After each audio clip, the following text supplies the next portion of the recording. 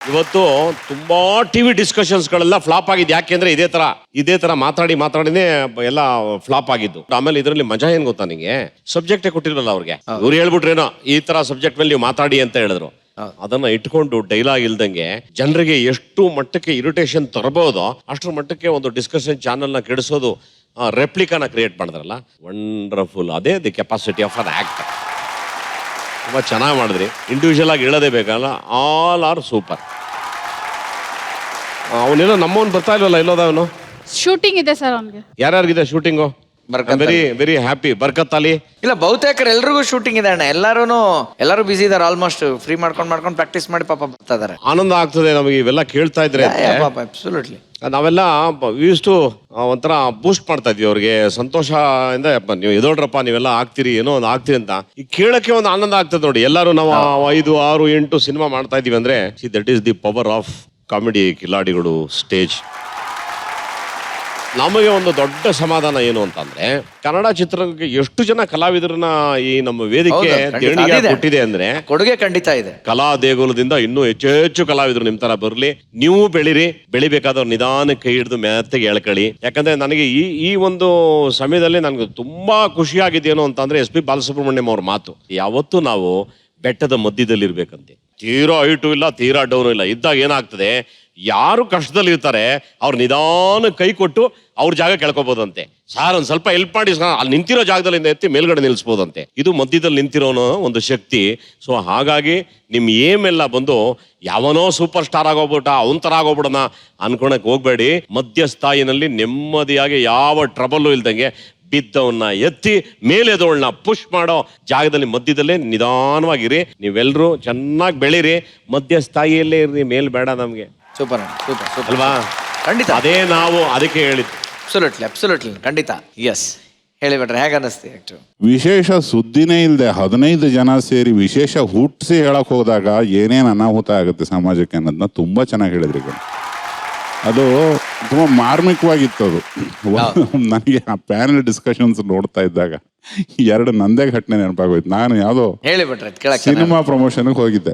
ಅಲ್ಲಿ ಈ ರೇಷ್ಮೆ ಹುಳು ಬರುತ್ತಲ್ಲ, ಮತ್ತೆ ರೇಷ್ಮೆ ಹುಳು ತಿನ್ನೋದು ಹಿಪ್ಪನೇರಳೆ, ಅದ್ರದ್ದು ಏನೋ ಸಮಸ್ಯೆ ರೈತರದ್ದು, ರೇಷ್ಮೆ ಬೆಳೆಗಾರರ ಸಮಸ್ಯೆ. ಒಂದಿಷ್ಟು ಜನ ರೈತರು ಕರೆಸ್ಬಿಟ್ಟಿದ್ದಾರೆ. ಕೃಷಿ ಇಲಾಖೆಯಿಂದ ಯಾರೋ ಒಬ್ಬ ಬಂದಿದ್ದಾನೆ. ನನ್ನ ಸಿನಿಮಾ ಪ್ರಮೋಷನ್ ಮುಗಿಸ್ಕೊಂಡು ನಾನು ಹೊರಟಿದ್ದೆ. ನಾನು ಕೆಲ್ಸಕ್ಕೆ ಸೇರಿಸ್ದವನೊಬ್ಬ ಅಲ್ಲಿ ರಿಪೋರ್ಟರ್ ಆಗಿದ್ದ. ಸರ್, ರೈತರ ಬಗ್ಗೆ 1-2 ಸಾಲು ಹೇಳ್ಬಿಟ್ಟು ಹೋಗ್ಬಿಡಿ ಸರ್, ತುಂಬಾ ತೊಂದರೆಲಿ ಇದ್ದಾರೆ ಅಂತಂದ.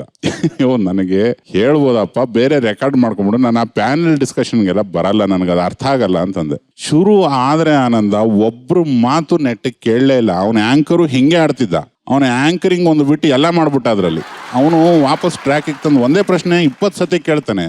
ಅಷ್ಟು ಜನ ಆನ್ಸರ್ ಕೊಡಕ್ಕೆ ಹೋಗ್ಬಿಟ್ಟು ಒಬ್ರಿಗೊಬ್ರು ಜಗಳ ಆಡ್ಬಿಟ್ಟು ಏನು ಮಾಡಿದ್ರು ನಾನು ಯಾಕನ ಕೂತ್ಕೊಂಡೆ ಅಂತ ನಾನು ಒಂದು ಅಕ್ಷರ ಮಾತಾಡಲಿಲ್ಲ. ಕೊನೆಗೆ ಫಸ್ಟ್ ಸೆಗ್ಮೆಂಟ್ ಆದ್ಮೇಲೆ ಒಂದು ಕಮರ್ಷಿಯಲ್ ಬ್ರೇಕ್ ಬರ್ತದಲ್ಲ, ಅಲ್ಲಿ ಲೈವ್ ಅದು ನನಗೆ ಚೆನ್ನಾಗಿ ಗೊತ್ತಿತ್ತು, ಇದು ಕಟ್ ಮಾಡೋಕ್ಕಾಗಲ್ಲ ಅಂದ್ಬಿಟ್ಟು ಏನೇನು ನಡೀತು ನನ್ನ ಹೇಳ್ಬಿಟ್ಟೆ. ನಾನು ಒಂದು ಸಿನಿಮಾ ಪ್ರಮೋಷನ್ಗೆ ಬಂದಿದ್ದೆ, ನನ್ನ ಸ್ನೇಹಿತ ಇಲ್ಲೊಬ್ಬ ಕೆಲಸ ಮಾಡ್ತಾನೆ, ಅವನು ತಗೊಂಬಂದು ನಾನು ಇಲ್ಲಿ ಕೂರಿಸ್ತಾ, ಇದು ಏನು ಅಪಭ್ರಂಶ ಇದೆ, ಇದರಂಥ ಒಂದು ದರಿದ್ರ ಕಲ್ಚರ್ ನಾನು ನೋಡೇ ಇಲ್ಲ, ದಯಮಾಡಿ ಎಲ್ಲರೂ ಒಬ್ರು ಆದ ನಂತರ ಇನ್ನೊಬ್ರು ಮಾತಾಡ್ಬೇಕಾಗಿ ವಿನಂತಿ, ಇಷ್ಟೊತ್ತವರೆಗೂ ಲೈವ್ ಅಲ್ಲಿ ಕೂತಿದ್ದ ಕ್ಷಮಿಸಿ ಅಂತ ಹೇಳ್ಬಿಟ್ಟು ಎದೋಗ್ಬಿಟ್ಟೆ. ಇನ್ನೊಂದು ಘಟನೆ ನೆನಪಾಗ್ತಿತ್ತು ನನಗೆ. ಒಂದು 6-8 ವರ್ಷದ ಹಿಂದೆ ಒಂದು ಲೈವ್, ಯಾರೋ ಉತ್ತರ ಭಾರತದ ನಾಯಕ ನಟಿ ಬಸರಾಗಿದ್ದಾಳೆ.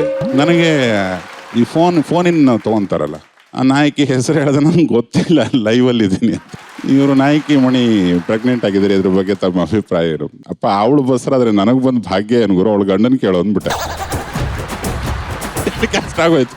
ಟಪಕ್ಕಂತ ಕಟ್ ಮಾಡ್ಬಿಟ್ಟು ಅವನು. ಆಮೇಲೆ ಫೋನ್ ಮಾಡಿ, ನೀವೇನು ಬಿಟ್ರೆ ನೀವು ಹಂಗೆ ಹೇಳ್ಬಿಟ್ರೆ ಅದು ಹೋಗ್ಬಿಡುತ್ತೆ ಏರಿಗೆ ಅಂತಂದ. ಸುದ್ದಿ ಅಷ್ಟೊಂದು ಬೇಕಾಗಿಲ್ಲ, ಅವ್ರದ್ದೇ 1000 ಟೆನ್ಷನ್ಗಳಿದಾವೆ ಮನೆಯಲ್ಲಿ.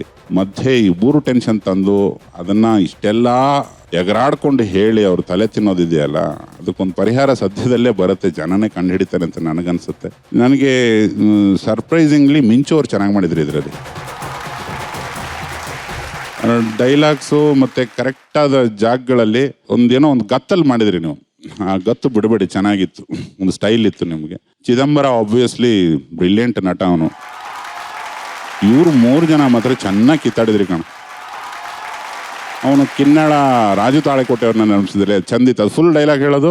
ಹೇಳಿಬಿಟ್ರೆ ಸ್ವಾಮಿ ವಿವೇಕಾನಂದ್ರ ಎದ್ದೇಳು ಭಾರತೀಯ ಅಂತ ಎದ್ದು ಬಿಟ್ರೆ ನನ್ನ ಮಕ್ಕಳ ತಿಪ್ಪಿಯಾಗ ನಾಯಿ ಕುಡಿಯದಂಗೆ ಪುದು ಪುದು ಪುದು ಪುದು ಇಂತಿಂತ ನನ್ನ ಮಕ್ಕಳು ಮೊದಲ ಹೇಳ್ತಾರಂತ ಬೆದ್ಕೊಡ್ರು ನಿಮ್ಮವ್ರು ಖತರ್ನಾಕ್ ನನ್ನ ಮಕ್ಕಳ ಅಂತ ಹೇಳಿ ಬೆಳೆಸ್ಬಿಡ್ತಿದ್ವಿ. ಹೌದ್ರಿ, ನಾವೇನು ಕೊಡೋಕ್ರ ನಮಗೇನು ಮುಲ್ಲಾಜ್ ಐತೆನಾ?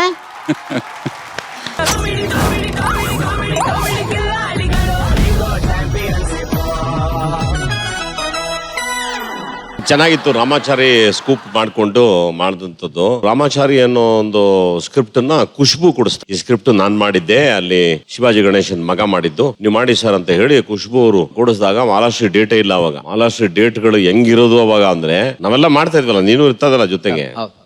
5 ದಿನ ಅಲ್ಲಿ, 3 ದಿನ ಅಲ್ಲಿ, ಬೆಳಗ್ಗೆ ಇವ್ರಿಗೆ, ಮಧ್ಯಾಹ್ನ ಇವ್ರಿಗೆ, ರಾತ್ರಿ ಇವ್ರಿಗೆ. ನನ್ನ ಪ್ರಕಾರ ಮಹಾರಾಷ್ಟ್ರ ಇವ್ರ ಸೆಟ್ಟಲ್ಲಿ ಒಂದು 25 ಪ್ರೊಡ್ಯೂಸರ್ ಕಾರ್ ಇರೋದು ಆ ಕಾಲದಲ್ಲಿ. ಅಂಥ ಟೈಮಲ್ಲಿ ಈ ರೋಲ್ ಅವರೇ ಮಾಡಿದ್ರೆ ಚಂದ ಅಂತ ಹೇಳಿ ರಾಮಾಚಾರಿ ಪಿಕ್ಚರ್ನ ಪಾಪ ಹಿಂಗೆ ಪ್ಯಾಚ್ ಥರನೋ ಏನೋ ತಗೊಂಡು ಭಾಳ ಕಮ್ಮಿ ದಿನಗಳಲ್ಲಿ, ಶಾಂತಿ ಕ್ರಾಂತಿ ಅನ್ನೋದು ಭಾಳ ದೊಡ್ಡ ಮಟ್ಟದಲ್ಲಿ ತುಂಬಾ ದಿನ ಮಾಡಿದ್ರು. 1 ವರ್ಷ ಇದನ್ನ I think some 28 to 30 days ಒಳಗಡೆ ಮಾಡಿದ್ರು ಅಂತ ಕಾಣುತ್ತೆ. ಎವರಿಂದ ಹಿಸ್ಟ್ರಿ ಕಲೆಕ್ಷನ್, ಎವರಿಂದ ಹಿಸ್ಟ್ರಿ. ಎಷ್ಟು ದೊಡ್ಡ ಹಿಟ್ಟು ಅಂದ್ರೆ, ಅವ್ರು ಶಾಂತಿ ಕ್ರಾಂತಿನಲ್ಲಿ ಏನು ಕಳೆದೆ ಅಂತ ಭಾವಿಸಿದ್ರು, ಅದು ತ್ರಿಬ್ಬಲ್ಲು ಈ ಪಿಕ್ಚರ್ ತಂದುಕೊಡ್ತು. ಅಂಥ ದೊಡ್ಡ ಪಿಕ್ಚರು. ಇವತ್ತು ಹಂಸಲೇಖ ರವಿಚಂದ್ರನ್ ಅವರ ಸಾಂಗು ಐ ಥಿಂಕ್ ನೀವು ಇನ್ನೂ 50 ವರ್ಷ ಹೋದರೂ ಕೂಡ ಈ ಸಾಂಗು ಯಾವತ್ತು ಎಲ್ಲರ ಮನಸ್ಸಲ್ಲೂ ಉಳಿದಿರುತ್ತೆ. ಅಂಥದ್ದೊಂದು ಇಟ್ಕೊಂಡು ಸ್ಕೂಪ್ ಮಾಡಿದ್ರು. ಮನು ತುಂಬ ಚೆನ್ನಾಗಿ ಮಾಡ್ದ. ರವಿಚಂದ್ರನ್ ಅವ್ರ ಪಾತ್ರನ ಅವ್ರ ಥರ ಇಮಿಟೇಟ್ ಮಾಡ್ಕೊಂಡು ಮಾಡ್ದ. ಮಾನಸಿ ಪಾತ್ರ ಅವಮ್ಮ ಮಾಡ್ತು. ಚೆನ್ನಾಗಿ ಮಾಡಿದ್ರಿ ನೀವು, ಆ್ಯಕ್ಟಿಂಗ್ ತುಂಬ ಚೆನ್ನಾಗಿ ಮಾಡಿದ್ರಿ.